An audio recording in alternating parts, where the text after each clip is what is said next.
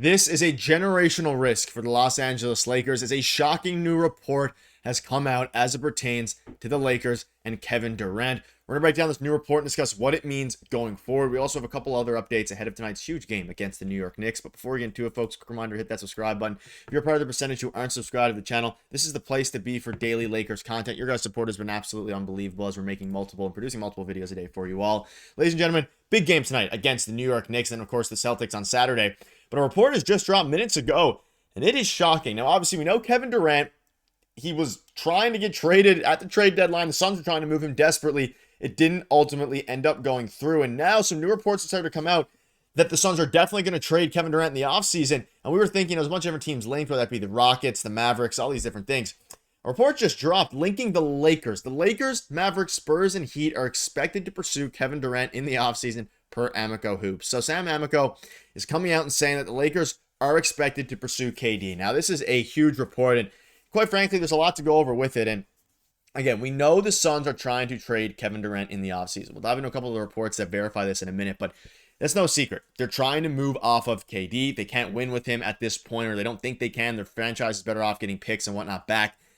And they're expected to pursue Kevin Durant, the Lakers, that is. Now, whether this makes sense for the Lakers, I'm very curious, and I'm curious to see what you all think. Let me know down below right now if you're watching. Well, obviously you're watching. Let me know down below in the comment section if you want Kevin Durant to be a Laker come the offseason. Now, a few different things to go over with this. This one is a little bit ridiculous. So the latest on Durant in Phoenix, to provide some context, Durant is set to enter the last year of a 4-year, $198 million extension he signed in Brooklyn. And while he does not have a no-trade clause like the Suns teammate Bradley Beal does, Durant holds leverage on where his next home will be. He said, "I want my career to end on my terms. That's the only thing." That's what he said in the Draymond Green show with Baron Davis last month. That's the only thing I'm worried about. I see a lot of dudes that don't get that opportunity, so I want to keep putting in that work to make my choice on my own. So as it pertains to the Lakers now, it could make a lot of sense because obviously he's one of the best players of all time. Pairing him with LeBron James and Luka Doncic, assuming LeBron James either picks up that player option or signs or declines it and signs a new contract for a couple years. I mean, a three-headed duo of KD, LeBron, and Luka is unbelievable. Now, obviously, it is, KD's late 30s, LeBron is 40, and then, of course, Luka's young. But if you want to put all your chips into the center of the table with Luka Doncic, you can go ahead and do that in the offseason. Now, the negatives of that are you're giving up some of your future assets, which we'll dive into in a little bit here, but at the same time, you still have the biggest asset in Luka Doncic. And Luka is going to be the player that, going forward, you're going to build your team around. However, you could argue that KD, he would be the pair alongside Luka Doncic for the next 3 to 4 years. Like, he has a longer, I don't know how long, we don't know how long he's going to be staying in the NBA. He's going to stay till 40 or whatever it is, but his game has aged pretty beautifully. As Shams Charania reported, Phoenix and Durant will work together if there is a decision to move the All-Star after the season. Two factors will play a role if a trade materializes. The first is Durant willing to sign a 2-year, $122 million contract extension with the team trading for him. Because Durant can be a free agent in 2026, it is unlikely a team trades draft capital and players for a 1-year rental. The second and most important is the team that trades to Durant still in a position to compete for a championship. At age 36, his next team will likely be his last opportunity to add a third ring. So KD is 36 years old. He at least has 3 more years in him, probably. And at least, 1 or 2. He's still a very, very good player. And if you're the Lakers and you want to pair, you probably have LeBron, KD, and Luka. I mean, depending how long LeBron plays, at least for another year after trade for him. So at least 1 more year. And then after that, you can have KD and Luka compete for championships when KD is 37, 38. Yes, it doesn't sound super appealing as it pertains to tying up all your cap space. But Durant's still a fantastic player. He relies on his jump shot as opposed to his athleticism. And his God-given skills were fantastic. And all right, he's a 7-foot, stretch, whatever you want to call him, one of the best players we've ever seen. Now, the flip side of that is, are you willing to pay Kevin Durant $51 million or $61 million a year at age 36 and tie up some of your assets in that? That is the biggest thing here. And you see this here, a trio of LeBron, Luka, and Durant could be the favorites to come out of the West. The Lakers could offer 2 good young players in Austin Reaves and Dalton Knecht. Hachimura will be on an expiring salary, and his salary would be needed too. That could be the start of a package along with 1 pick and 4 swaps that they have to offer. This doesn't feel like it would be the best offer, but Durant has some leverage given that he won't sign an extension in a place he doesn't want to be long term. Maybe he could tip the scales and make that happen. So that's what the package would look like. I mean, Austin Reaves connect for sure too, and Reaves being the headliner of this package, no doubt. Hachimura to A, he's a very solid player. He can play alongside Devin Booker if they decide to keep him pretty well, but B, to match salary. And then 4 pick swaps and the 2031 first round pick.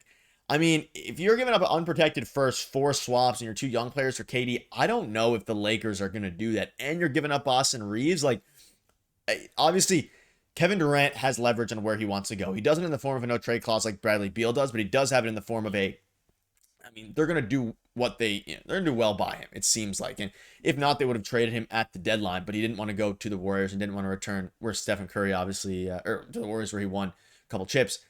But now it's at the point where not only would the Lakers be a very good fit, but the question is, you still have to give up assets for him. Like, putting the contract aside, 2 years, $122 million, which makes sense. That's a $61 million year. And let's say you're fine with the contract. Are you willing to give up 2 of your best young assets in Dalton, Knecht, and Austin Reaves, aside from Luka Doncic, of course, and 4 swaps? There's no world where I do that deal. Maybe Austin Reaves, Dalton, Knecht in a first. That would make some sense to me. No world I'm including the 4 swaps. Maybe, or a couple of swaps instead of the first, whatever you want to do.